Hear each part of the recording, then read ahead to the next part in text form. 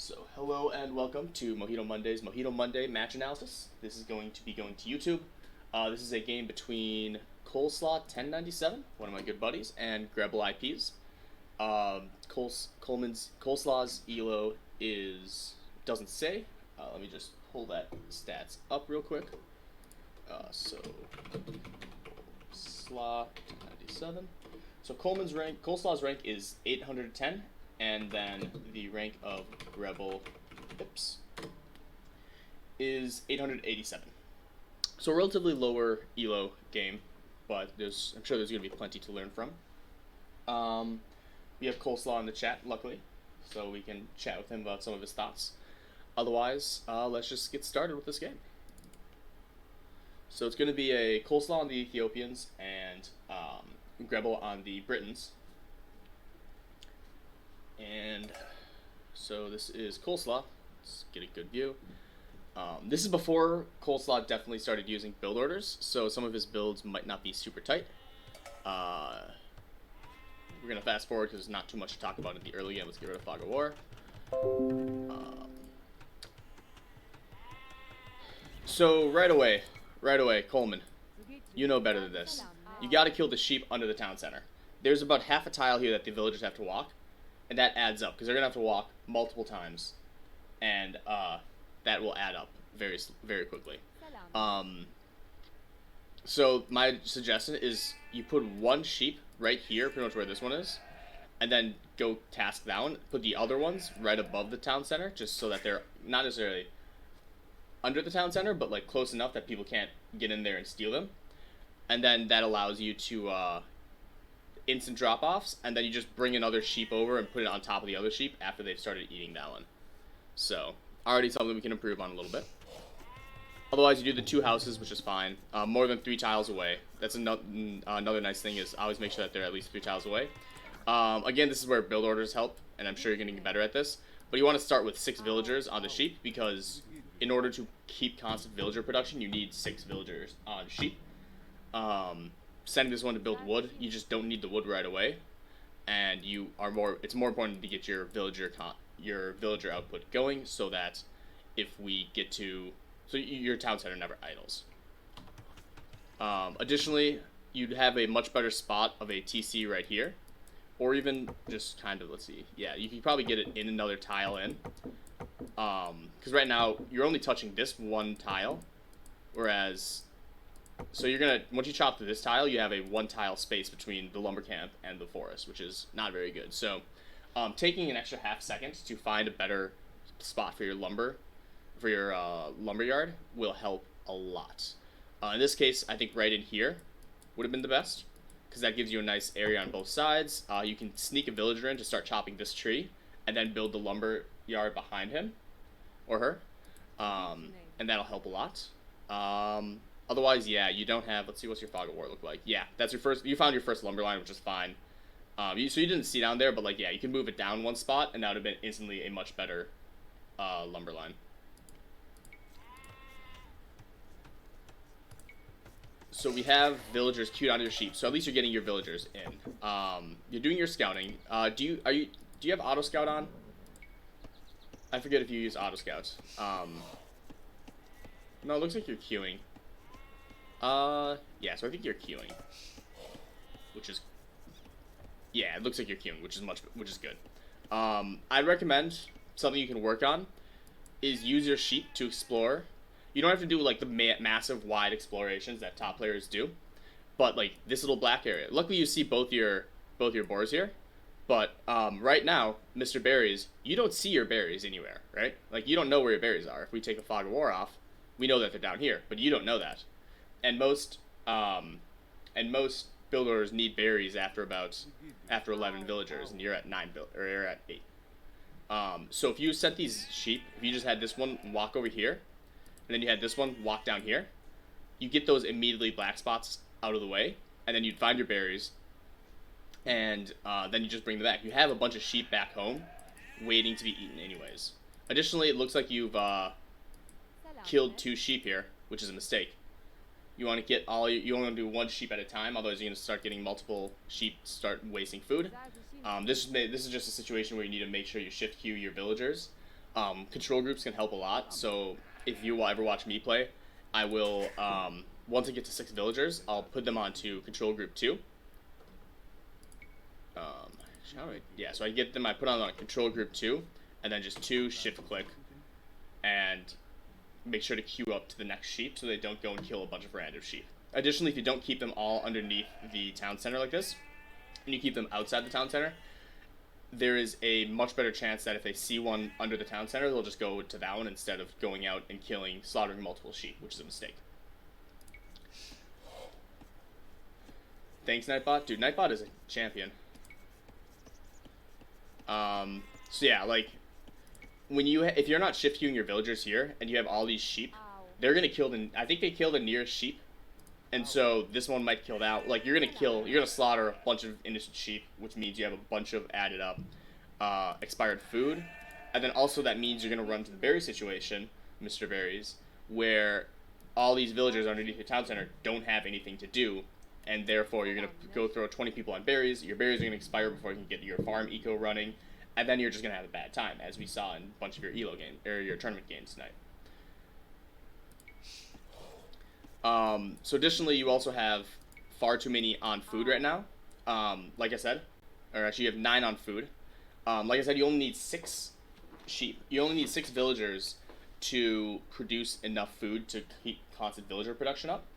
And then the way you get your food, unless you're doing an early scout rush, or like you're trying to go up by like 17 or 18 pop, if you're doing a standard 22 build or something like that, you will get your extra food eco by populating the berries. And then that also makes your herdables last longer because you're not crushing them with 9 people at once. So usually this is where build orders come in useful, because you'd have 6 villagers on food, and then you'd send 3 to 4 on lumber, and then you get your boar, and it just works out a lot better. You are more efficient with your food, and you don't run out of these guys early enough before you can set up a good farm eco. So another small thing, keeping the sheep under the town center means that villagers have to walk around them sometimes. Like this villager, you can see that these two, they had to walk around the sheep to drop off food, meaning even extra idle time. So you're still scouting, you finally scout your berries, which is good. You got 3 on wood, which is good. So 4 on wood, you go and build oh, that's a mill. So I guess this mill's fine since it's a weird shape. I would have probably just dropped it in this little 4 square corner, or even just put it up close. It's always kind of, there's a Spirit of the Law video on this, on whether you do it 1 tile away or nestled up, and I think generally the idea is you just put it nestled up, because each berry bush only has 125 food, and so it goes through almost, like, not as fast as trees, but definitely not as slow as mines. So you're gonna pick through the berries, especially if you send extra villagers there. So putting it closer will save you a little bit of time there. Then you can't build farms where forest is.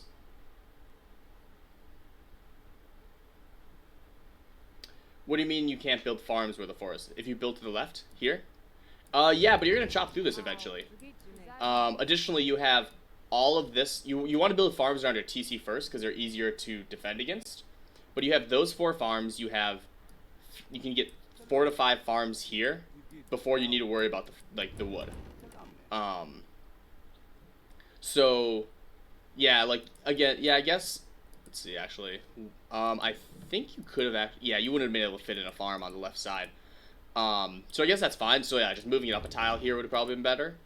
But you have so much space for farms anyways that you don't need to worry about that missing out on 1 farm here until you chop through. Like that, you should be fine. Because you get 8 around the TC, you get 8 around 6 or so around the mill. You get 4 around the mill before you, like 12 farms should get you to the point that you've already chopped through a bunch of this. So you go and build a house, which is good. My recommendation is to most build orders you build the house before the mill, because again, you don't need the food once you've populated this at the time, but you don't want to get housed because you're getting dangerously close to being housed here, and I'm guessing you're probably going to get housed. But then additionally, you also are limiting your lumber line. You want to send new villagers to go do the house and mill most of the time, simply because right now you only have 2 on lumber, or 2 on wood, and that means that if you should have more wood right now to build a second house once it completes. You might want to get some walls in. Like, you should have a little more wood. You want to keep at least 3 to 4 on wood at all times, just to make sure that you start floating a tiny bit of wood. Because otherwise you won't have enough buildings to build other stuff. If you need to build emergency farms because your herdables run out, might be a good idea. So,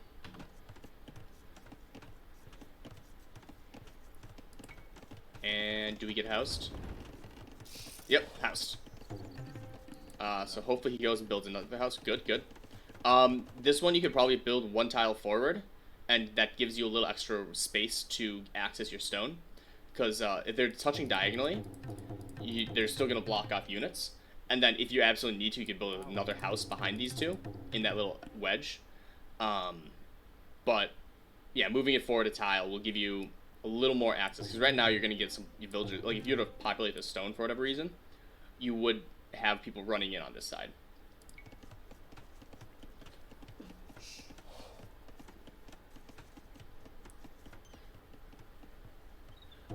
So right now, it looks like you're sending your scout forward, which is fine.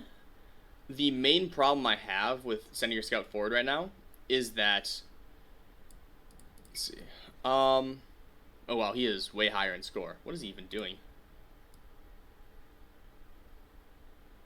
He's scouting. Okay, he has better scouts. Let's just see this real quick. Oh my god, yeah, look at that scouting. That is some impressive scouting. He's chopping stragglers though, so who knows if he's... And he built a house right on his gold. Yikes. This is an interesting order. Okay. But with your scouting right now, you don't know... One, you don't know how to wall over here. Like, you can assume that this area has been... is this 4 corners? This is 4 corners. Oh, jeez. I didn't even realize it was 4 corners. So you don't know if you can wall over here. So if you scout this area out, that's going to be really good.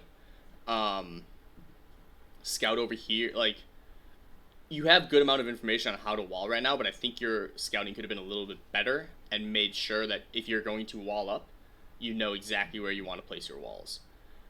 Specifically, like this tree patch, you don't know if you want to go here and then do all this wall, whereas we find out that a house and a palisade here, and you can wall off that entire side from getting invaded. Additionally, and this goes back to the make sure you have enough people on wood. On 4 corners, since you want to dock right away, getting 4 or 5 on wood and staying there instead of sending them off to build a mill and a house, you would be able to get your dock and fishing ships faster. Ooh, hiccups. So let's keep going.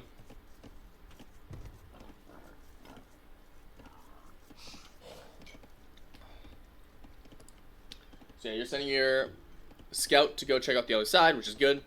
View lock real quick. Okay. So this is what we were talking about. One, you ate up all your sheep. Instead, what you should have done is, and again, this is where build orders come into play. If you'd gotten a boar earlier, you'd still have sheep left over, and then you could get a second boar. Now you have not 8 villagers worth of idle time while you go and get this boar, and that's just a waste. And that's why it's, if you have too many on food, you're going to run out of herdables, etc. Additionally, you collect boar food faster. Additionally, the other thing is, right now, if the opponent was in this corner, you just ran through their base. So I would have recommended, I'm assuming you probably weren't checking your scout, but it's usually a very good idea to, not view lock, hotkey your scout, which I think you do, but every once in a while when you have, like, you're just kind of looking around and, like, managing your eco, every once in a while just double check your scout, run back. Especially if you know where they generally might be. So in this case, they generally would have been right back here. You should have definitely kept an eye out for your scout there, because losing your scout this early on is pretty brutal. You're putting up walls here, which I think is a little early. I would not start walling. Additionally, walling all the way out here is kind of a waste. Because as we learned in high school, the shortest distance between 2 points is a straight line. So if you're going out and in, it's going to cost you a lot of wood. Going here and then like diagonal or even just diagonal from here, you're going to save yourself some lumber. Additionally, one of the problems with building a wall early is that you have an extra guy idling. You have one guy idling, you have one guy on berries. You don't have any dock yet, so there's some things that can be cleaned up here. But like early on, having one villager. Additionally, here's another small thing. Yeah, Loon just tore into me for super aggressive walls. Yep. Unfortunately, that's a very valid thing. Here, this little wall. One thing that I think someone else called you out on, and I've mentioned a few times, is your walls. You place your walls to wall up, not to give yourself the right kind of space, and not optimally. So if you move this palisade up 1 point, yeah, they get a little more surface area, but you also have access to this stone.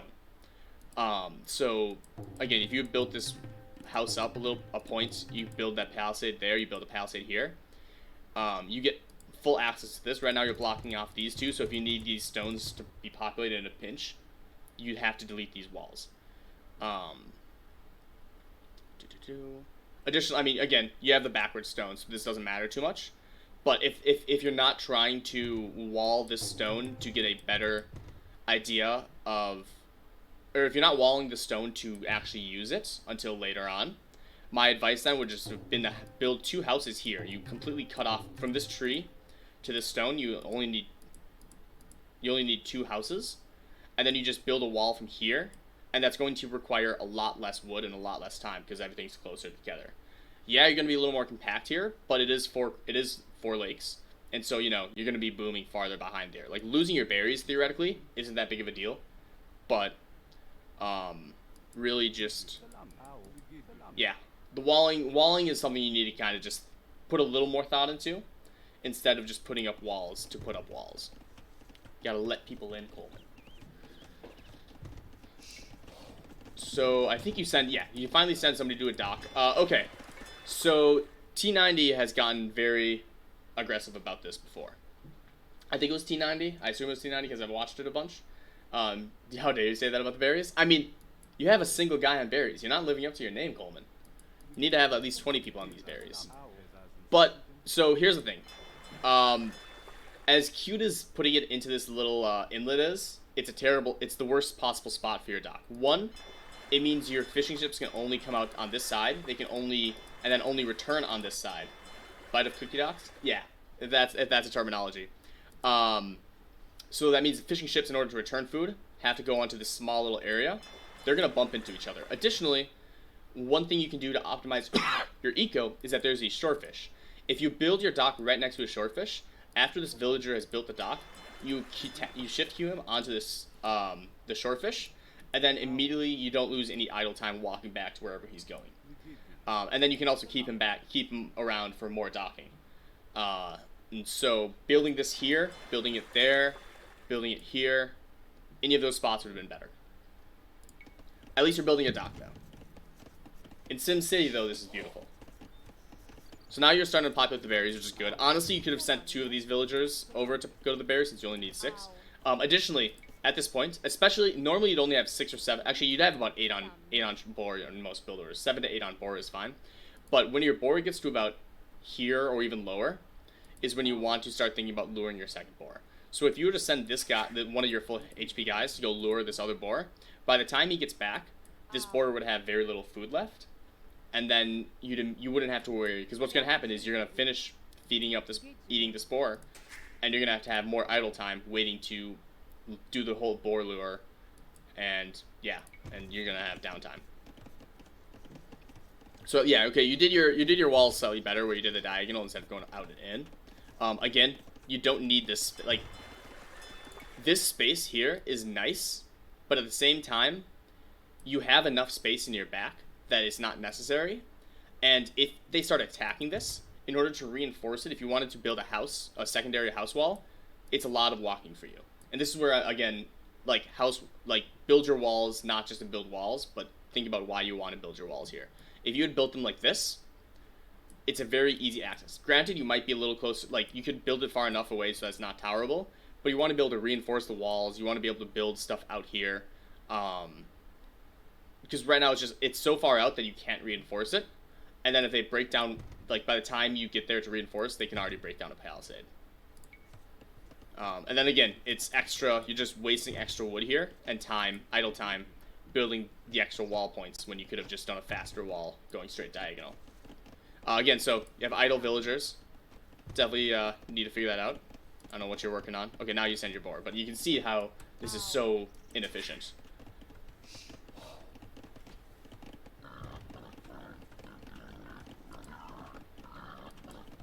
And you sent, I'm assuming you sent that dock villager to go build your house walls, which is fine. But again, you put him on the short food, and you immediately have a better use for him. So not the best boar lure, but you didn't lose a villager, so that's fine. Another small optimization is you can see here that with, get out of the way, you're queuing up all your villagers onto a individual berry farm or forage bush. They're gonna bump into each other, and then they're gonna eat up this berry bush very fast and have to walk even more distance. If you split these guys up into individual bushes, you're gonna get a little bit better, a little more berries faster. I think Harrow once talked about this, how top players are always extremely heavy microing at the beginning of the stages, making sure that their lumber choppers are not chopping the same tree. Their berries aren't on the same berry bush if they can help it.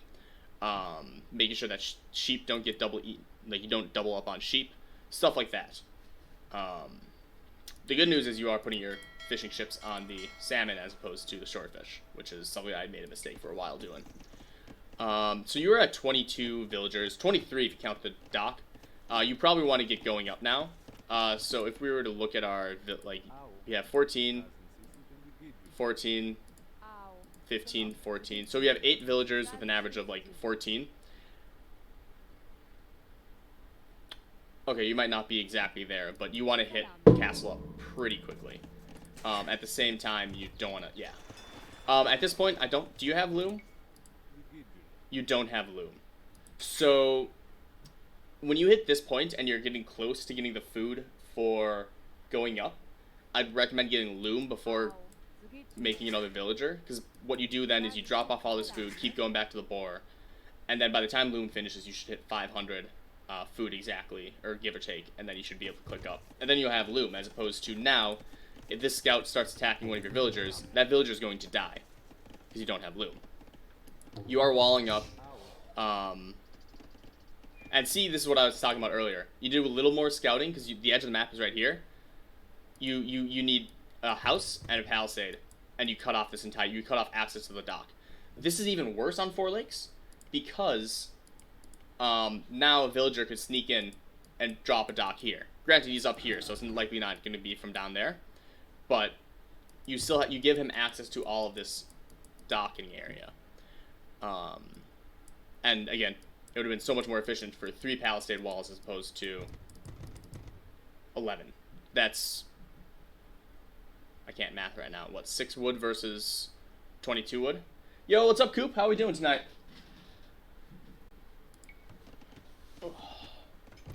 So yeah, a little bit more scouting. You're building your fishing ships, which is good. Idling your TC, this is where you should be getting loom, because you can afford it with gold. Okay, so that, I do not like this. Okay, good. You cancel that into a feudal age. Good. Because you're behind. You probably can tell that you're behind. And are they gonna berries? Berry time! The berry lord himself.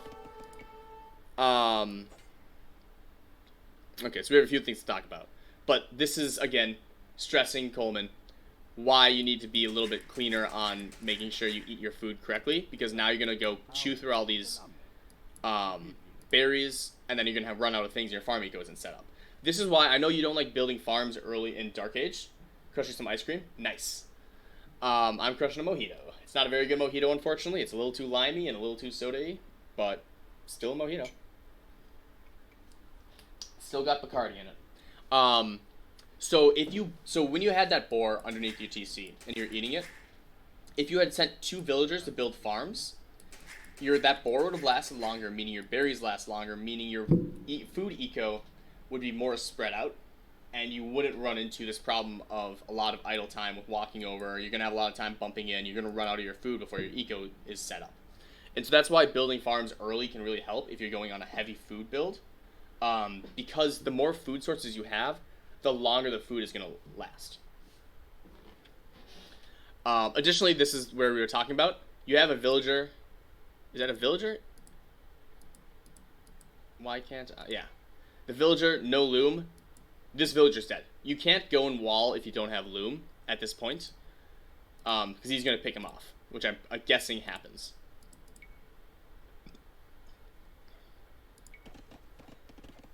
I also just realized this guy hasn't docked at all. That is interesting. That's a really cheap relic. Oh my god. Is he full microing against your villager?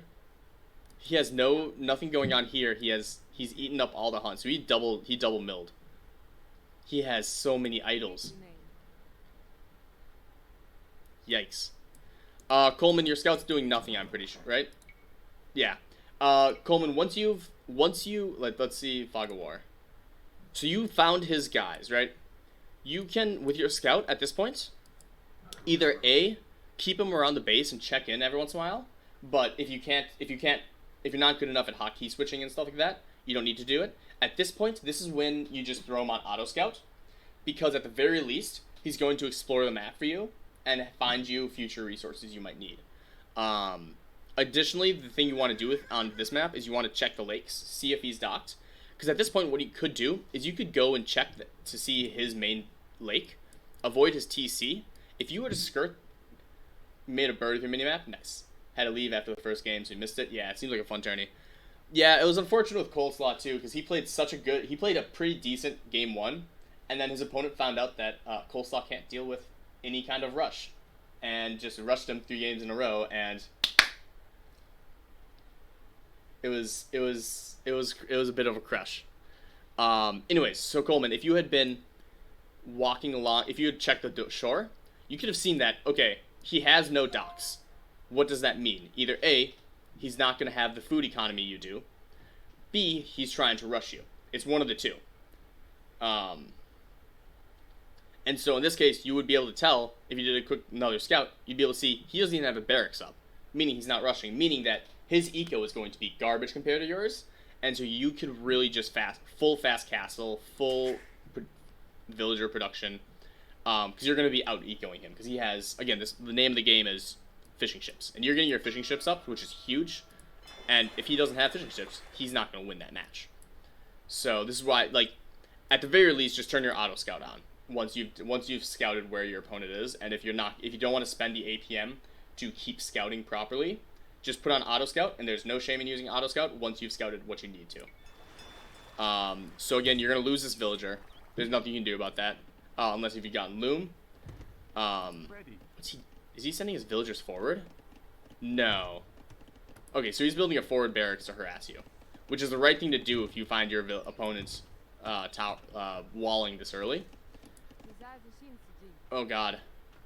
So another thing you can do with your scout, if you know his scout has taken out one of your wall vills, that scout's gonna stay there and try to pick off another one when you go and try to finish it up. You bring your scout back, and that scout does nothing anymore. Again, you're just idling you're idling military. Everyone always talks about idle village time, and idle military is arguably just as bad because it can affect your you have these resources theoretically. Like, this scout is free, yes, but the resources he's denied. The scout's job right now would be to deny your opponent the ability to deny you resources by killing your villagers. So if your scout's over here protecting your walls, that scout's already damaged. You're gonna win the scout fight. So he builds a forward barracks with 4 villagers, which is aggressive. Is he gonna go and tower you? No way. Please don't tell me he towers. Oh god. So yeah, again, this is where A, you need loom. B, he's building an archer. Oh god. Yeah, so you're bringing your scout over finally, but can you see? You can't see anything.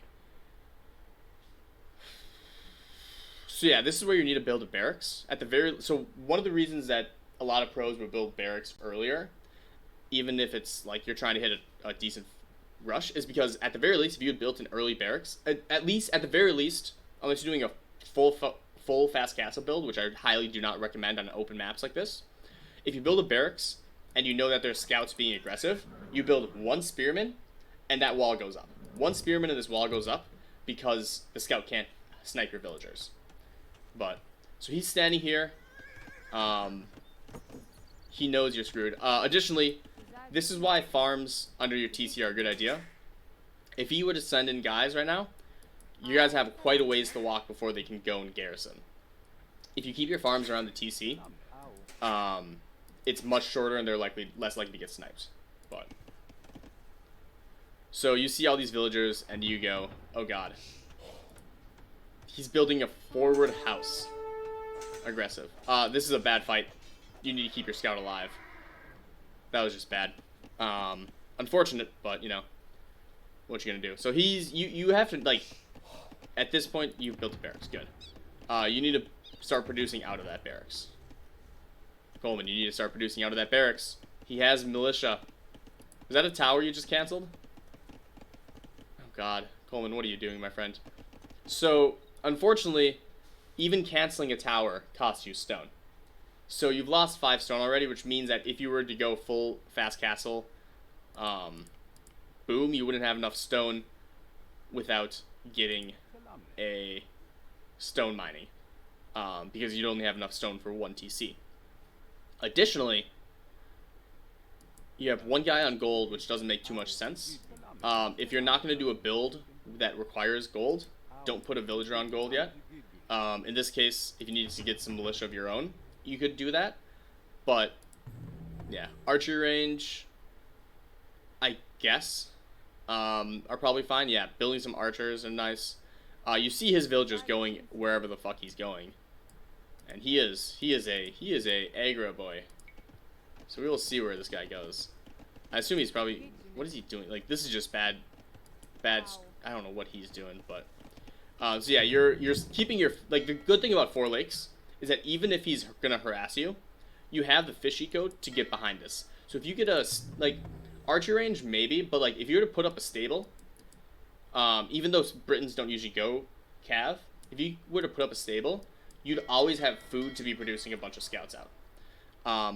In four lakes, you're gonna have a lot more chances. You're gonna have a lot more food income than normal because of the fish eco, and so it's a little less aggressive to be producing scouts in feudal, and especially in this situation where you know he has men at arms and a forward barracks. He has an archery range. Like you saw. Actually, did you see the archery range? Yeah, so you should have seen the archery range.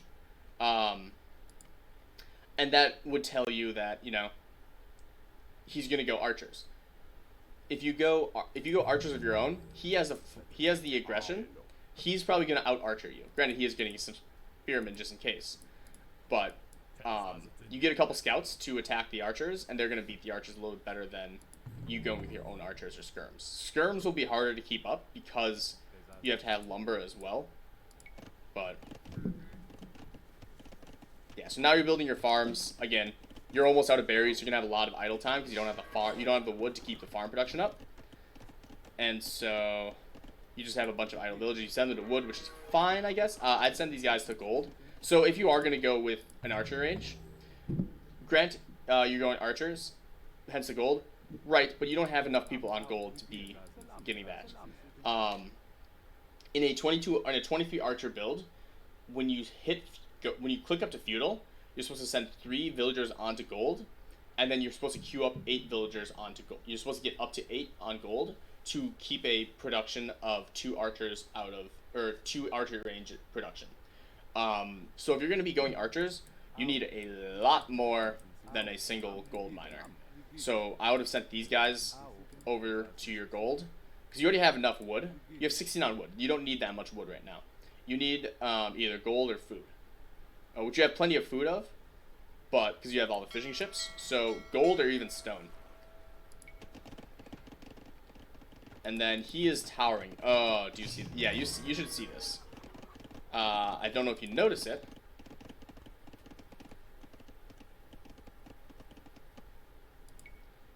could just go gold instead of farm 2 and just make a few more fish ships. Yep. At the same time, you want to balance out your eco, because if he sneaks a dock in here, because this side is wide open, he doesn't know that. Additionally, also, he could sneak a dock in here. A fire ship here, and that's game. You want to make sure to have some farm eco, because additionally, it's just more food. The reason docks are good is because it turns lumber into food. But you can also have these villagers be turning lumber into food. It just requires additional food because of villagers. So, but yeah, like, more gold would be better. So, yeah, you don't notice his tower. And he is, let's see. So shit's gonna go down real quick, it looks like. So you start getting towered. I assume you're gonna panic. He has all these guys coming to hit your docks. You have one archer. You need to micro that archer. You need to micro your guys. Okay. So, this is a bad tower. This is a very bad tower. For a couple of reasons. One, these villagers are in range. If he was smart and he garrisoned these guys immediately after... So what you should do is you should garrison these 3 into this tower. And he can start picking off your villagers building it. And then, even if you get that tower up, he's done so much damage to you. If you built that tower far, and additionally, this is blocking, like, let's say you win the tower war, and you take back your lumber line. You now have a tower in your lumber line.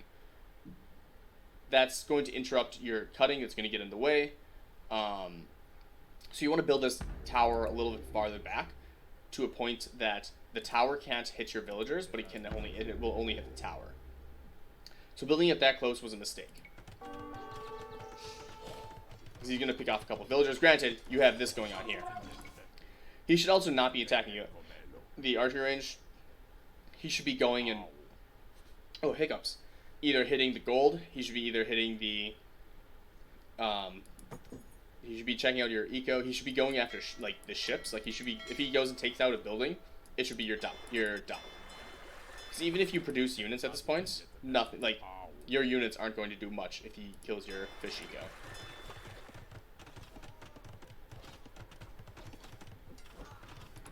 At the very least, you keep your TC running, it looks like.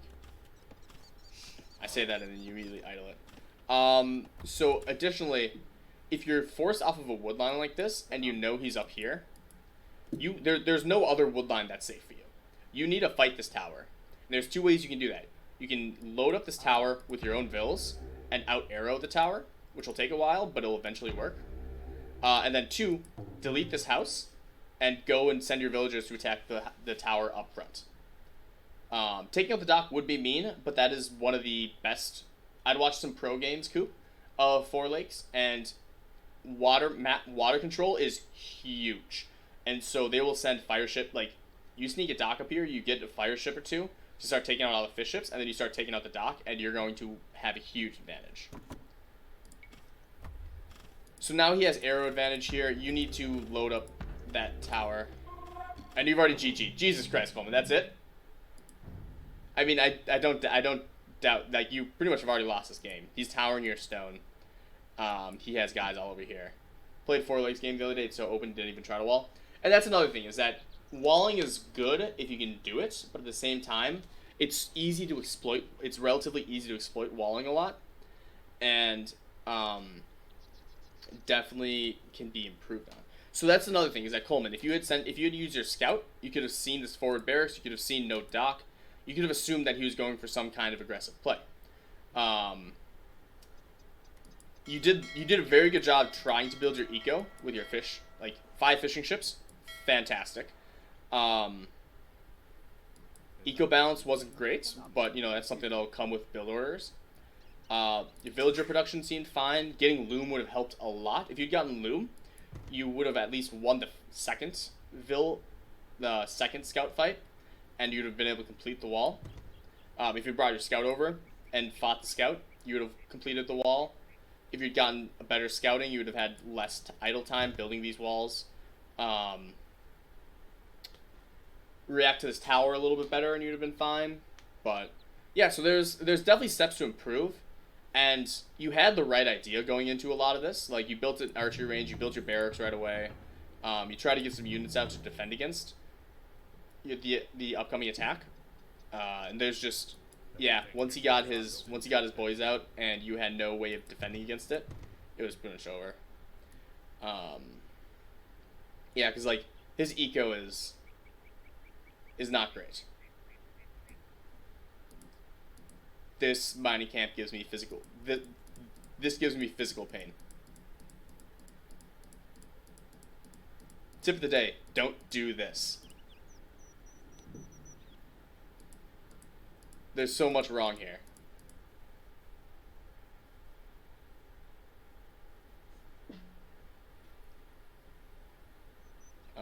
And this lumber...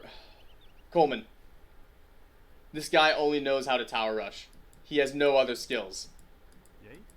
Not to be rude, but like... if this guy learned how to place his production building, or his eco buildings, he'd be so much better too. But... yeah, so this is a messy game, and definitely stuff to improve on. You had the right game plan, but with a build order, it would have been worked a lot better. And then, yeah, you just learning how not to fold under pressure. I'm still working on that.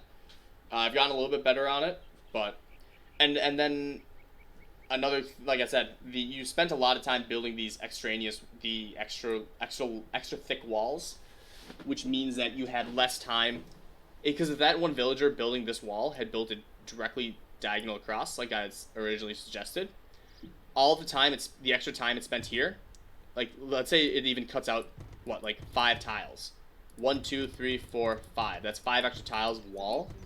All of a sudden, you have a better chance of completing this wall, of preventing the guys from getting in, and being a little more safe. So. Yeah, so that'll do the game.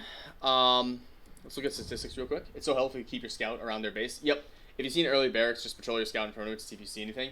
Yeah, keeping your scout. The only other time you don't do that is if you don't want the APM to.